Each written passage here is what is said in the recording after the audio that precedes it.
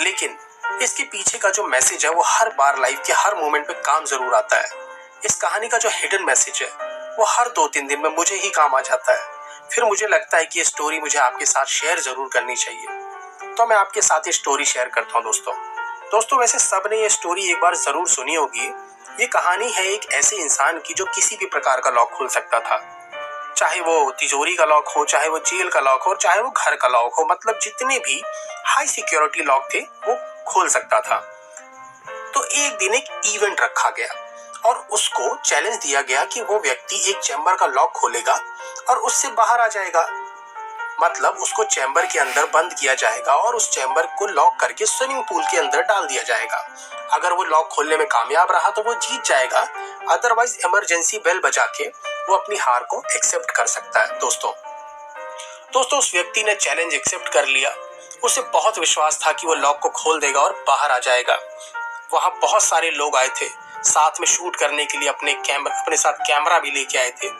व्यक्ति को चैम्बर में डाला गया और लॉक किया गया और धीरे धीरे उसे स्विमिंग पूल में डाल दिया गया और खेल शुरू हो गया। लोग देख रहे थे, सब एक्साइटेड थे कि वो किस तरह लॉक खोलेगा और बाहर आ जाएगा। उस व्यक्ति ने अपनी जेब से एक तार निकाला और चेम्बर को खोलना शुरू कर दिया और सेकंड चलते जा रहे थे। एक सेकंड उसके लिए बहुत टफ था क्योंकि पानी में सांस रोकना बहुत मुश्किल हो रहा था। लोग सोच रहे थे ये तो कुछ ही सेकंड में लॉक खोल देता है, इस बार इतना टाइम क्यों ले रहा है। जैसे जैसे वक्त बढ़ते गया व्यक्ति का दम घुटने लगा। उसने अपना सारा दिमाग लगा दिया, अपनी सारी ट्रिक लगा दी लॉक खोलने में, पर वो असफल रहा। लॉक खोलने में फाइनली उसने हार मानना ही सही समझा। इमरजेंसी रिंग बजाने की बजाई उसने और अपनी हार मान ली। उसने बोला कि मैं हार मानता हूँ। दोस्तों फिर जैसे ही उसने अपनी रिंग बजाई वो चेम्बर धीरे धीरे ऊपर आने लगा। वह व्यक्ति हार चुका था दोस्तों। वो बहुत अपने आप को हारा हुआ फील कर रहा था। वो उन लोगों को भी फेस नहीं कर पा रहा था क्योंकि उसे बहुत शर्म आ रही थी, इसलिए वो अपना जो चेहरा है वो नीचे कर रखा था उसने। वो चेम्बर में नीचे बैठ रहा होता है। जैसे ही चेम्बर का जो गेट को पकड़ के वो जैसे ही बैठने की कोशिश करता है दोस्तों, चेम्बर का गेट खुल जाता है और जैसे ही वो साइड की तरफ उसे धक्का लगाता है उस वक्त उसे पता चलता है कि गेट में लॉक तो लगा ही नहीं था। उसने सोचा कि ये मेरे दिमाग में पहले क्यों नहीं आया कि गेट का लॉक खुला भी तो हो सकता है। जब वो इतनी ट्रिक लगाने के बाद भी लॉक को नहीं खोल पा रहा था दोस्तों, उसके दिमाग में एक बार भी ऐसा क्यों नहीं आया कि शायद हो सकता है कि लॉक किया ही ना गया हो। दोस्तों जब सॉल्यूशन बहुत आसान होता है ना, तो आप कितने भी टैलेंटेड क्यों ना हो, आपका टैलेंट कभी काम नहीं आएगा अगर आपको ठहर के सोचना नहीं आता। दोस्तों कई बार कुछ ना करना भी सॉल्यूशन होता है और दोस्तों कई बार बस ये देख लेना सॉल्यूशन होता है कि वाकई में हमारे पास प्रॉब्लम है भी या नहीं है। हम बेवजह सॉल्यूशन ढूंढने की कोशिश कर रहे हैं।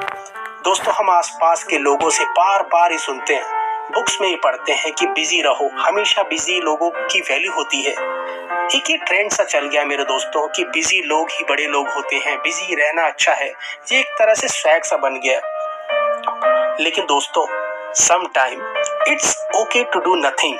दोस्तों कुछ भी नहीं करना भी कभी कभी सही होता है, क्योंकि जब कुछ नहीं कर रहे होते ना दोस्तों, तब ऐसे आइडियाज आते हैं जो बिजी होते वक्त कभी नहीं आ सकते, जबकि बहुत कम लोग इस बात को समझ पाते हैं। इसी वजह से जितने भी स्टार्टअप्स हुए हैं वो 20-22 साल की एज के आसपास के लोगों ने ही की हैं दोस्तों, क्योंकि ये सबसे फ्री टाइम वाली एज होती है। वो व्यक्ति चेम्बर का लॉक खोलने में खुद को साबित करने के चक्कर में इतना बिजी हो गया कि एक पल भी उसके मन में ये नहीं आया कि हो सकता है कि ये गेट लॉक है भी कि नहीं है।